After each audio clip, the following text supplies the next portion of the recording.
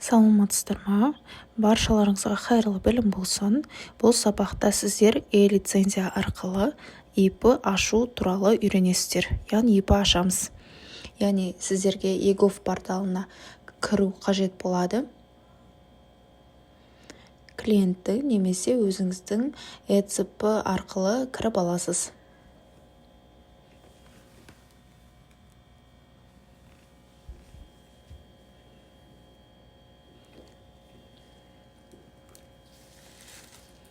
Мені көріп тұрғандарыңыздай e-gov порталына кіріп алдық. Жаңадан окошко ашамыз. Окошкаға e-лицензия сайтын жазатын боламыз. E-лицензия сайтына кіреміз. Енді войти кнопкасын басып, войти с помощью e-gov деп кіруіміз қажет болады. Бұл жерде сіздерге кейбір кісілер болады, e-лицензия сайтына тіркелмеген кісілер автоматты түрде e-gov арқылы кіргізбейді. Сол себепті ең алдымен регистрация жасау қажет болады. С помощью ECP, далее мына жерге электронный почталарыңыз жазасыздар. Мұнда пароль жазамыз. Ойлап табамыз, яғни пароль.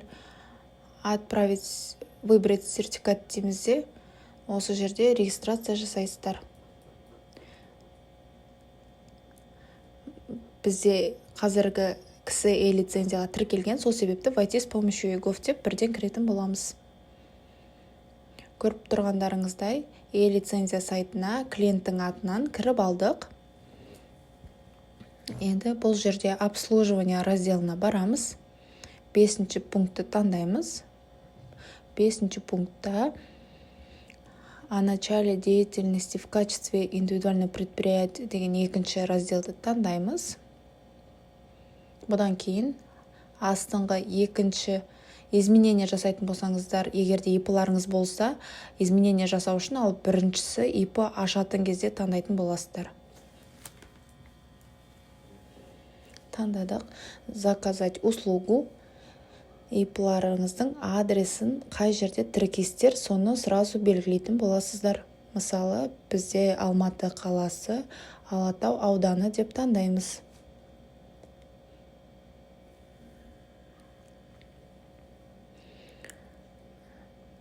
Бірінші разделда ештеңке толтырмаймыз, 2-ші раздел ештеңке толтырмаймыз, данныйдың бәрін шығарып береді, көріп тұрғандарыңыздай.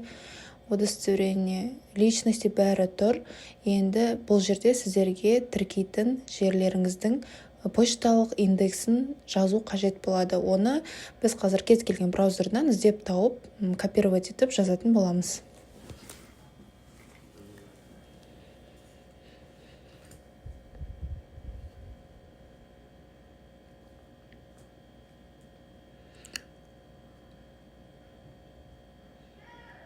Міне бізде почталық индексті шығарып берді. Осы жерден көшіріп, осы жерге қоя саламыз. Мысалы, қойдық. Ары қарай бізде ИП-ның айта кететін жағдай, мына жерге сіздерге автоматты түрде пропискаларыңыз қай жерде, сол прописканы шығарып береді. Сіздер ИП-ның адресін басқа жерге қойсаңыздар болады. Алматы қаласы, Алатау ауданы. Алатау ауданы таңдадық. Енді көше атауын жазамыз.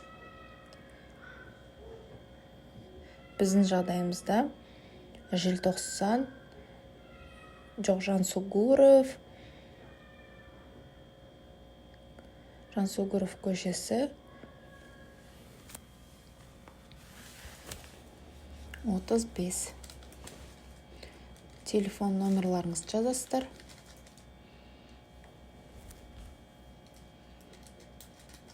Көріп тұрғандарыңыздай звездочка тұрған разделдің бәрін толтыру қажет болады. Сол кезде ғана заявкаларыңыз өтеді. Бұл жерде сіздер государственный органға жіберетін боласыздар. Яғни ИП ашуға бола ма, болмай ма, соған запрос жібереміз. Ответі келді, я ИП ашсаңыздар болады деп рұқсат берілді. Далее батырмасын басамыз. Далее батырмасынан кейін сіздерге тағы да новыйдан окошко ашып береді. Бұл жерге сіздер почтовый индекстен бастап қайтадан толтыратын боламыз. Алматы қаласы, Жансүгіров көшесі,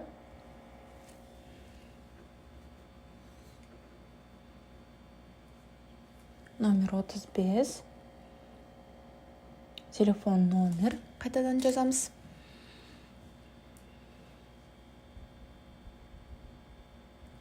Полностью жаздық. Егер де электронный почталарыңыз болса, онда электронный почталарыңызды указать етсеңіздер болады.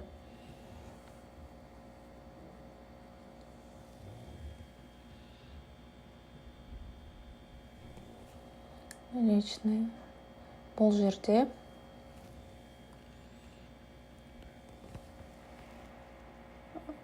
мына жерде вид личный болады, название ИП жазатын боламыз.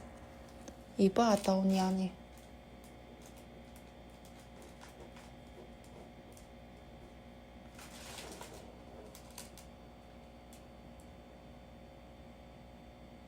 Мысалы, мен қазір ИП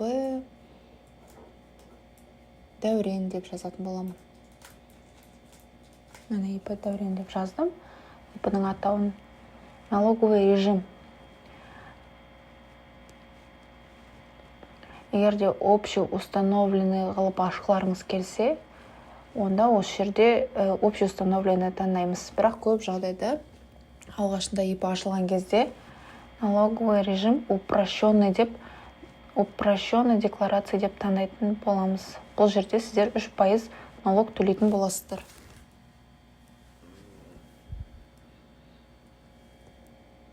Көріп тұрғандарыңыздай бәрін толтырдық. Енді далее деп ары қарай өтеміз. Далее батырмасынан кейін бізге мысалы окет шығарып берді. Енді окет немен ИП немен айналысатын болады. Соны таңдайтын боламыз. 960-90 деп таңдадық біз. Сол окетті таңдаймыз. Егер де сіздерде строительство болса, онда интернетке окет строительство деп жазсаңыздар, интернет сіздерге барлығын шығарып береді. Сол жерде өздеріңізге керек окетті таңдап жазсаңыздар болады. Біз қазір дали кнопкасын басамыз. Океттің 5 түрін қоса аласыздар. Добавить кнопкасын басу арқылы. Көріп тұрғандарыңыздай QR-код немесе ECP арқылы қол қойға болады. Біз қазір ECP-ны таңдаймыз да, ECP арқылы қол қоятын боламыз.